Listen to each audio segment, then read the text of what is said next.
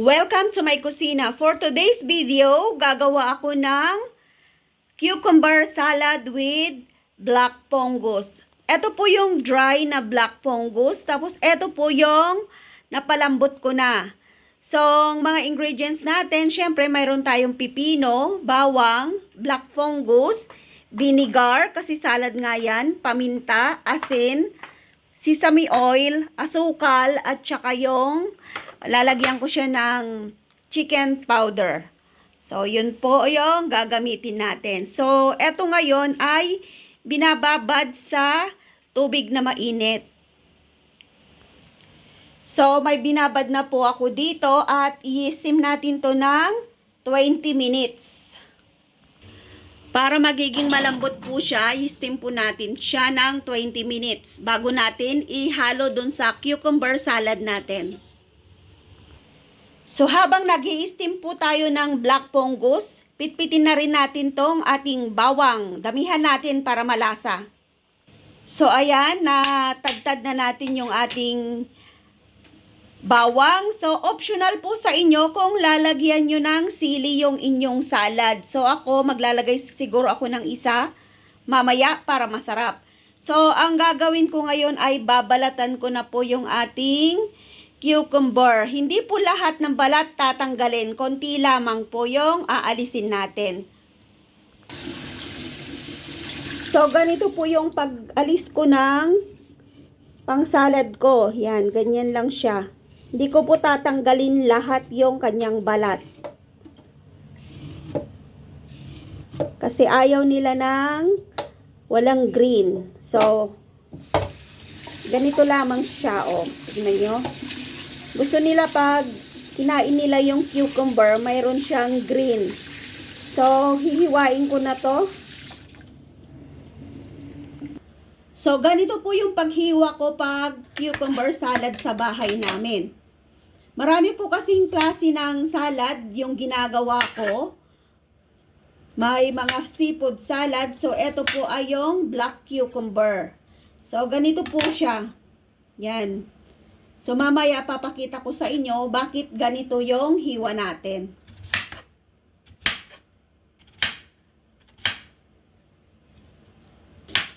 So, eto pong nahiwa natin ay ilalagay natin sa ziplock. Yan, meron tayong ziplock dito. Yan, lalagay natin dito lahat.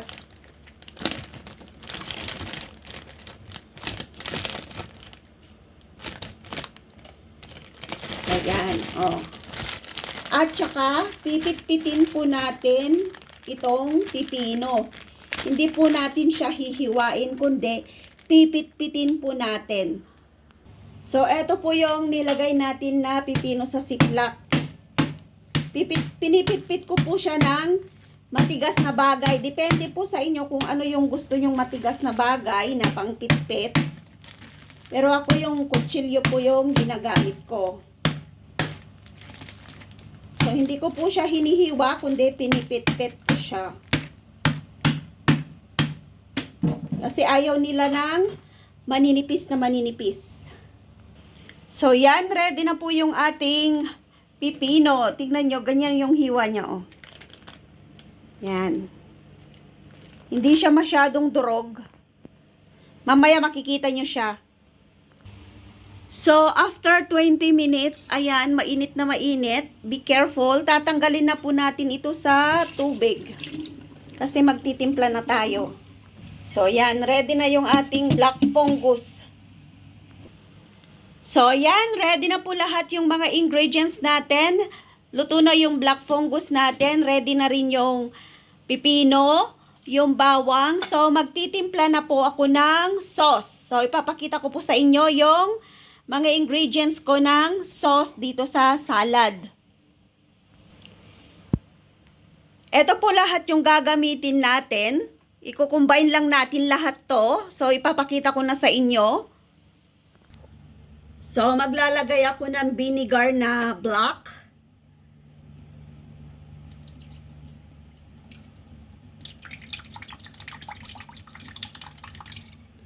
Tapos, maglalagay din ako ng white vinegar. Yan, kulay puti. Pinagkucombine ko talaga yung kulay puti at saka yung black. So, lalagyan natin ng bawang na marami. Yan, para magkaroon siya ng mabangong lasa. So, yan.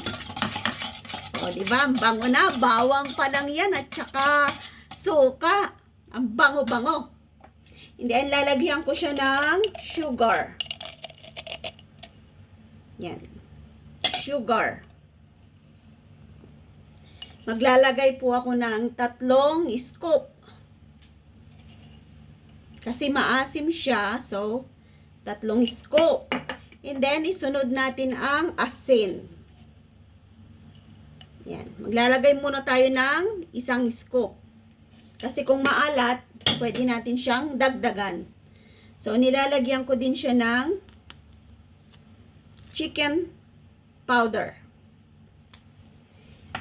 And nilalagyan ko siya ng sesame oil para mabango. At maraming paminta. Yan. Maraming paminta talaga. Kung naasiman po yung amo nyo, dagdagan nyo po ng tubig. Pero kung okay lang sa kanila yung asim, yan. And then, lalagyan natin ng konting tubig. O, diba? Ang sarap. At ngayon, ay maglalagay tayo ng sili. Yan. Ang sikreto ng salad ay ang masarap na sili.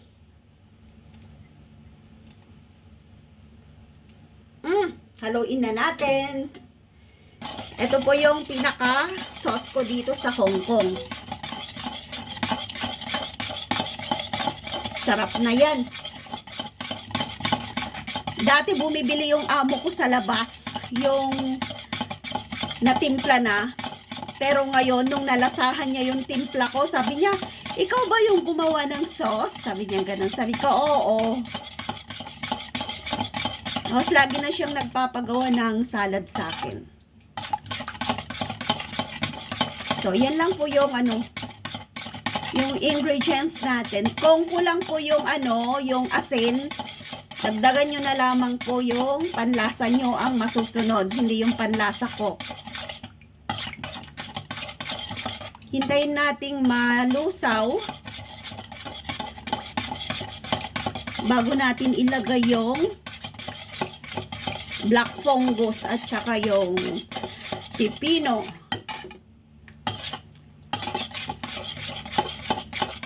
O, diba? Ang grabe.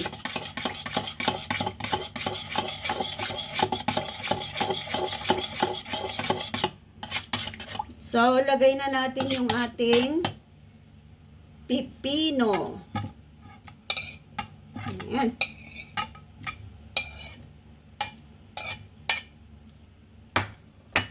So, haluin ulit natin. Ganito po yung gusto nilang hiwa, malalaki. Ayaw nila yung maliliit. Gusto nila yung masarap nguyain. Kasi kumpleto pa naman yung ngipin nila. So, gusto talaga nila yung malalaki. Malalaki ang hiwa.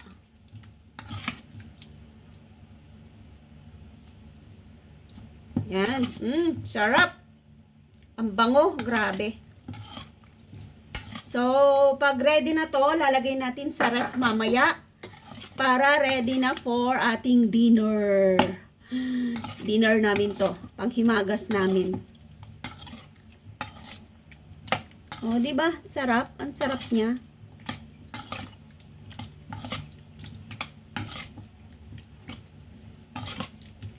Yan. Haluin lang natin. Then, ilagay na natin yung ating black fungus. Oh, so yummy. Tapos, haluin ulit natin.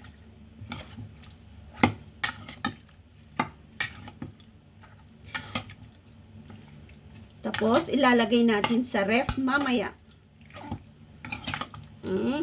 O, diba?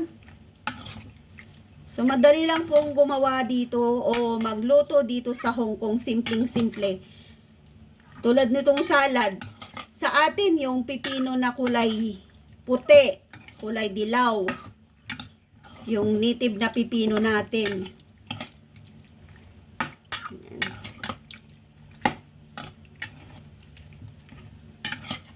Yung tinimpla ko pong sauce, pwede rin po dun sa salad na labong. Ganon din po yung timpla ko. Pero yung sa papaya, parang ganon din. Kaya lang niluluto ko siya. Ito kasi hindi ko niluluto. Yung sa papaya, niluluto ko kasi yung sauce niya. O yan, oh, so yummy na. Sana yung aking sili. So, yan na. So, ito, tatakpan natin yan. Asa na yung aking pambalot.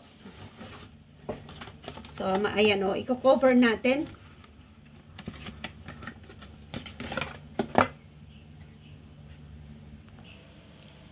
So, ready na yung ating salad. So, ito po yung magiging itsura niya.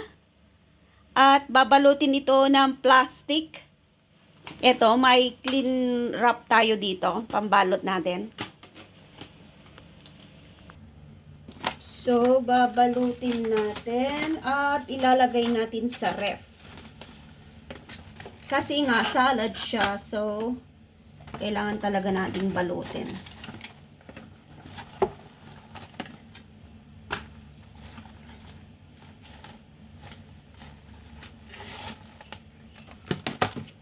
So, yan.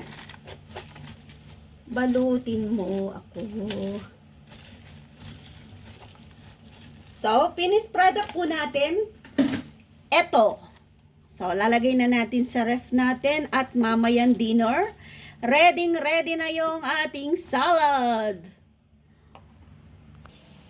So, kunin natin to at ilagay natin sa ref ni Amo. So, dito ko po siya ilalagay. Yan. So, thank you for watching po. Sana po ay nag-enjoy kayo sa ating salad na aking ibinahagi for today. Yan. O, di ba? So, see you later. Diyan ka muna. So, pasya lang po kayo sa aking YouTube channel para sa marami ko pang mga recipe. So, sana po ay nag-enjoy kayo sa ating salad for today. Thank you for watching po. And subscribe my YouTube channel. Bye!